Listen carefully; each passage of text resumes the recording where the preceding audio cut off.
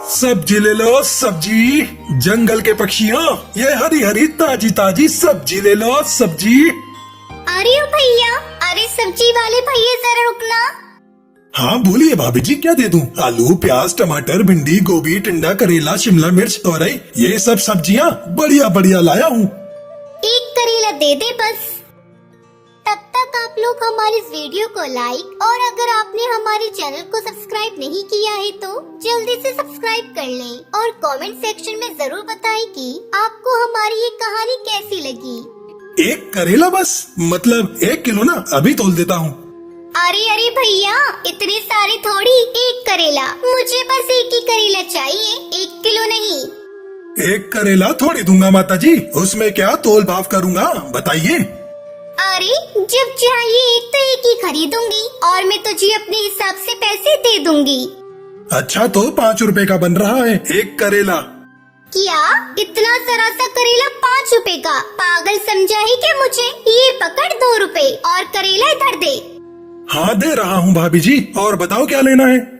बस और क्या लेना है, एक करेला काफी है आज के लिए, इसकी सब्जी बन जाएगी, कल दोबारा आएगा तो फिर कोई सब्जी ले लूंगी। कैसी कंजूस है ये भाभी जी, एक टिंडा, एक टमाटर, एक प्याज और आज एक करेला, रोजाना मेरा इतना समय खराब कर देती है। मानो ढेरों सब्जी खरीद रही हो। अब तो इस गली में रुकूंगा ही नहीं, राम जाने इनके घर वाले इनके साथ कैसे रहते होंगे। ये है टुनटुनी चिड़िया। टुनटुनी अपने पति और बेटी बहू के साथ इस जंगल में कई सालों से रह रही है। टुनटुनी के कंजूस स्वभाव को जंगल में सब जानते हैं, इसलिए सभी पक्षी टुनटुनी चिड़िया से दूर रहते हैं। टुनटुनी चिड़िया कंजूस के साथ साथ बहुत ही चालाक भी है। अपने पैसे बचाने के लिए वो कोई न कोई नया तरीका ढूंढती रहती है। अरे बहू, इस करेले के 6 टुकड़े आराम से हो जाएंगे और हम सबको पूरे हो जाएंगे। एक प्याज डालकर इसकी सब्जी बना लेना, रात में कोई इतना नहीं खाता। बस जहाँ देखो वहाँ कंजूसी करके अपने पैसे बचाती रहती हैं। भला एक करेले की सब्जी कैसे पूरी होगी? सूंघ सूंघ कर खाना पड़ता है सब कुछ। मनी मन क्या बुदबुदा रही है? कुछ नहीं माँ जी, वो चीनी का डिब्बा खाली हो गया है। क्या चीनी खत्म कर दी? कितनी चीनी लगा देती है बहू? जाओ भंडार घर से डिब्बा उठा कर लाओ, मैं खुद दूंगी, अपने आप मत लेना। पिंकी चिड़िया चीनी का डिब्बा ले आती है और टुनटुनी अपने हाथों से उसे 10 चम्मच चीनी दे देती है। ये ले चीनी और चाय में गिनकर सिर्फ 5 दाने चीनी के डाला कर, ज्यादा मीठी चाय सेहत के लिए अच्छी नहीं होती। माँ जी 10 चम्मच, वो भी छोटे वाले? ये तो कुछ भी नहीं है। ये चीनी तो 15 दिन क्या 1 हफ्ता भी नहीं चलेगी। जितनी दी है उतनी ही लो, इससे ज्यादा नहीं मिलेगी। घर चलाना किसे कहते हैं, मेरे से सीखो। टुनटुनी और पिंकी चिड़िया बात कर ही रहे थे कि तभी दरवाजे पर बिजली का बिल वाला हरी तोता आ जाता है। माता जी बिजली का बिल ले लो। इतनी जल्दी बिजली का बिल भी आ गया? अभी तो आया था भैया, लाओ भैया तो। टुनटुनी चिड़िया बिजली का बिल देखते ही घबरा जाती है। 8,000 रुपए, इतना बिल? हे राम, ये सब गर्मियों की वजह से हुआ है। गर्मियों में और चलाओ एसी, पूरी रात एसी, दिन में भी एसी, एसी ही एसी। अब पंखा चला रखा है, इसे बंद करो, आज मौसम अच्छा है। एक दिन टुनटुनी चिड़िया टीवी में एक नाटक देख रही थी, जिसमें उसने देखा कि एक चिड़िया ने मीटर की सेटिंग करवाई थी, जिससे उसका बिजली का बिल बिल्कुल भी नहीं आया। और वहीं से टुनटुनी का दिमाग घूमने लगा। उसने एक बिजली की दुकान पर काम करने वाले कौवे को अपने साथ मिला लिया और उसे रिश्वत देने लगी। देखो भैया, मैं तुम्हें अभी के भी 200 रुपए दूंगी, इस बिजली की मीटर में सेटिंग कर दो ताकि बिजली का बिल कम से कम आए, और ऐसी सेटिंग करना कि बिजली विभाग वालों को पता न चले। भाभी जी चिंता मत करो, हमारा तो ये रोज का काम है। करंट लगा के मैं मीटर में ऐसी सेटिंग कर दूंगा ना, बिजली विभाग वाले ढूंढ ही नहीं पाएंगे। करंट लगा के पर 100 रुपए और बढ़ा दो माता जी, बड़ा कम दे रही हो 200 रुपए। एक काम कर तू, जा मैं किसी और बिजली वाले को बुला लूंगी, 200 से 1 रुपए ऊपर नहीं दूंगी। करना है तो कर, नहीं तो और भी बिजली वाले हैं मेरी नजर में। अरे अरे आप तो गुस्सा हो गए, कर रहा हूँ ना, कर रहा हूँ। ये लो कर दी मैंने सेटिंग, अब आपका बिजली का बिल कम से कम आएगा करंट लगा के। टुनटुनी चिड़िया खुश हो जाती है। अरे पिंकी बहू, अब जितनी मर्जी पंखा कूलर एसी चलाओ, बिल आएगा ही नहीं। माँ जी, बिजली चोरी करना अपराध है। अगर किसी को पता चल गया तो जुर्माना लग जाएगा। तू अपने काम से काम रख, और खबरदार अगर तूने अपने ससुर जी गोलू को ये बात बताई। तभी वहाँ दरवाजे पे खड़ी टुनटुनी की पड़ोसन सुंदरी कौवी टुनटुनी चिड़िया पिंकी की सारी बात सुन लेती है और बिजली विभाग वालों को टुनटुनी के बारे में खबर दे देती है। बिजली विभाग वाले टुनटुनी चिड़िया के घर छापा मार देते हैं और मीटर की चेकिंग करते हैं, जिसमें साफ साफ घोटाला नजर आ गया। टुनटुनी चिड़िया को 60,000 रूपए का जुर्माना भरना पड़ा।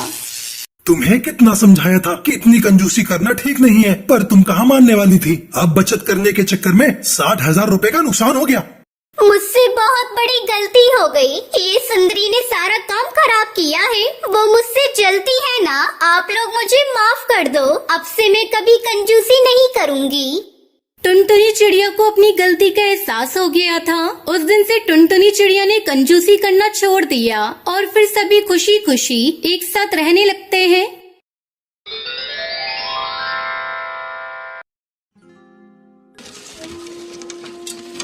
शिमला के जंगल में टुनटुनी चिड़िया कालू कौआ पानी पूरी का ठेला लगाते थे। एक दिन सुबह सुबह कालू कौआ टुनटुनी को आवाज देने लगता है।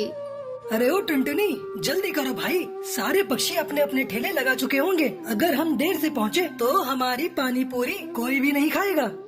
अरे क्या हुआ जी, इतना शोर क्यों मचा रहे हो? अरे भाई जल्दी चलो टुनटुनी, वरना सारे ग्राहक दूसरे ठेले से पानी पूरी खा लेंगे और हमारी बिक्री कम हो जाएगी। अरे शुभ शुभ बोलो कालू जी, धंधे का समय है, देखना हमारी बोहनी बहुत अच्छी होगी। तब तक आप लोग कमेंट पे बताएं 630 + 54 कितने होते हैं। टुनटुनी पानी पूरी का मसाला बहुत ही चटपटा बनाती थी, जिसके चलते उसकी पानी पूरी सबसे पहले बिक जाया करती थी। उस दिन भी ऐसा ही हुआ, उनकी पानी पूरी सबसे पहले बिक गई। कालू जी, अब हमारे पास काफी पैसे इकट्ठे हो गए हैं। ऐसा करिए, आप कल ही जाकर हरी तोता जी को अपना पक्का मकान बनाने को बोल दीजिए। ठीक है टुनटुनी, मैं कल नहीं आज ही जाकर हरी तोता से बोल दूंगा। शाम को कालू कौआ हरी तोता के पास जा रहा था, तभी नदी किनारे कौवी उसे मिलती है। ये कौवी तो नदी में छलांग लगाने जा रही है, मुझे इसे बचाना होगा। छोड़ दो मुझे छोड़ दो, मैं मर जाना चाहती हूँ। अरे तुम मरना क्यों चाहती हो? तुम तो इतनी सुंदर हो, तुम्हें किस बात का दुख है? मेरा इस दुनिया में कोई भी नहीं है। जहाँ भी जाती हूँ सब मुझे गंदी नजरों से देखते हैं। मुझे मत रोको, मेरा मर जाना ही बेहतर है। इस तरह मरने से कुछ भी नहीं होगा, हिम्मत रखो। ऊपर वाले ने तुम्हें अपना जीवन इस तरह नष्ट करने के लिए नहीं दिया है। तुम मेरे साथ मेरे घर चलो, घर में मेरी पत्नी है, तुम्हें अच्छा लगेगा। कालू उस कौवी को लेकर अपने घर आता है। अरे कालू जी, ये कौवी कौन है आपके साथ, और आप इसे यहाँ लेकर क्यों आए हो? कालू कुछ कहता, इससे पहले ही वो कौवी कहती है, दीदी मेरा नाम सुंदरी है, मैं बहुत ही अभागन हूँ, मरना चाहती थी पर कालू जी ने मुझे मरने नहीं दिया और यहाँ ले आए। हाँ टुनटुनी, ये दुखियारी कहाँ जाती, फिर से मरने की कोशिश करती, इसलिए मैं यहाँ लेकर आ गया।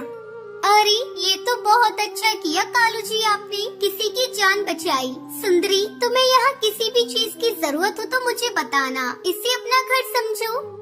धीरे धीरे समय गुजरने लगता है। टुनटुनी अपने काम में लगी रहती, उधर कालू कौवा किसी न किसी बहाने सुंदरी के साथ ज्यादा समय गुजारने लगा।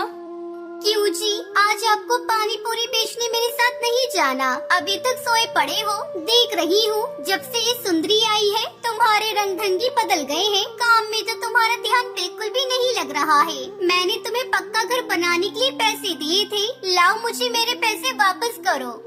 कैसे पैसे? खत्म हो गए वो पैसे। क्या खत्म हो गए पैसे? ऐसे कैसे? वो सुंदरी ने मुझसे अपना कुछ जरूरत का सामान मंगवाया था तो उसके खर्च में चले गए।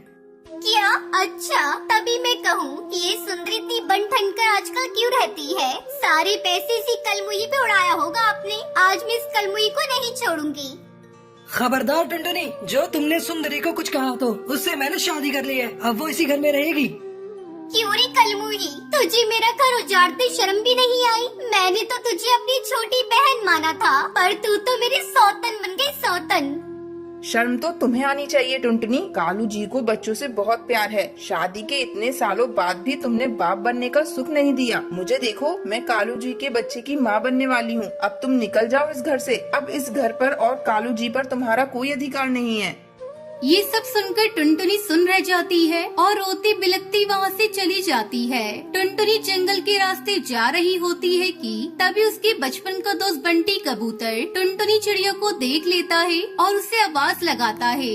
अरे टुनटुनी, ओ टुनटुनी, ऐसे रोती हुई कहाँ जा रही है? बंटी तुम?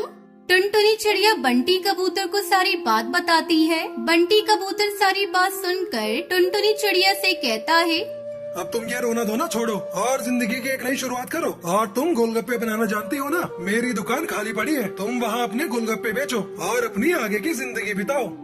कुछ दिन ऐसे ही गुजर जाते हैं। टुनटुनी के गोलगप्पे पूरे जंगल में मशहूर हो जाते हैं। धीरे धीरे टुनटुनी चिड़िया को बंटी कबूतर से प्यार हो जाता है और वो दोनों शादी कर लेते हैं। फिर दोनों खुशी खुशी एक साथ रहने लगते हैं।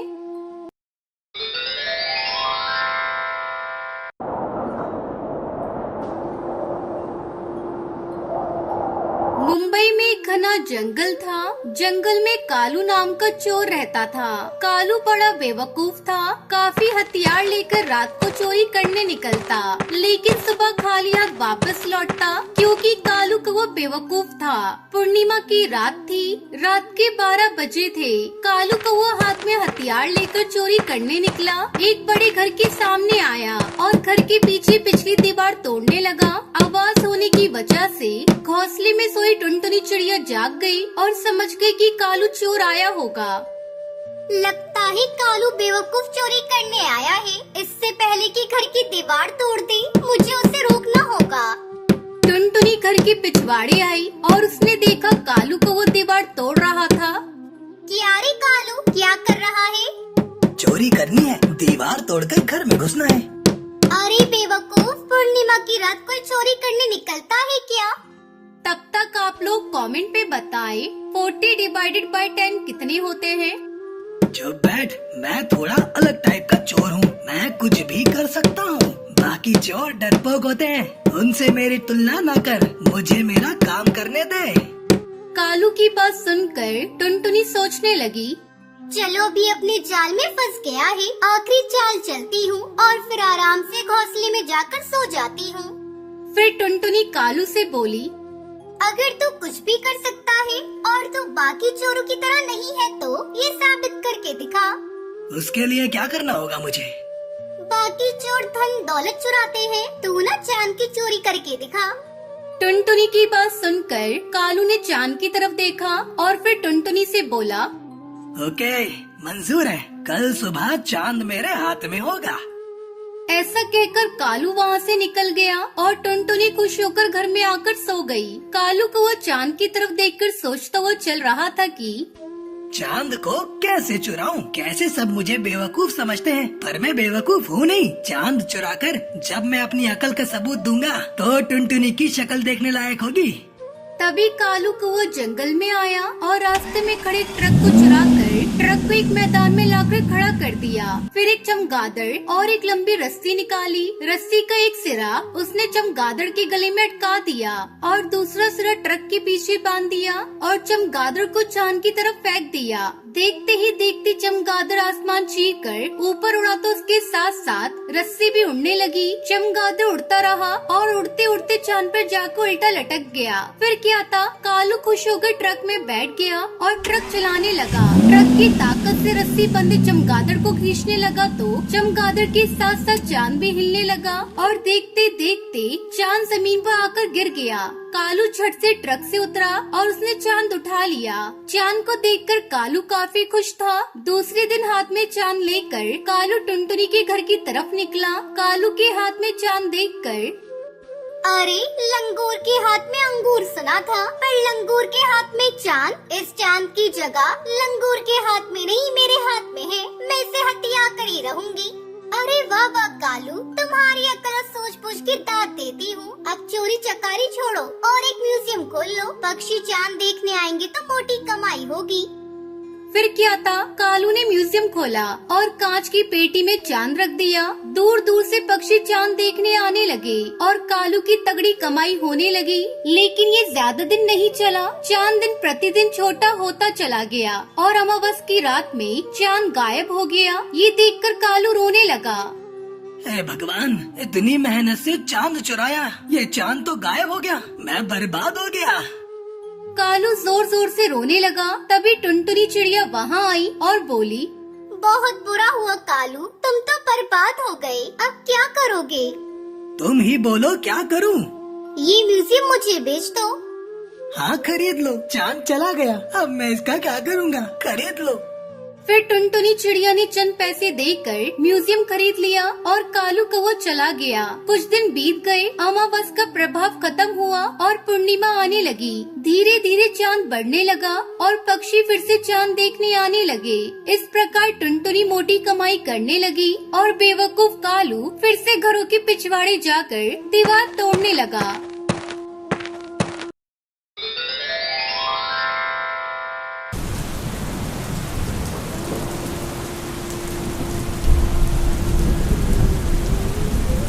हिंदुस्तान में एक छोटा सा जंगल था। उस जंगल में टुनटुनी चिड़िया अपने माता पिता के साथ रहती थी।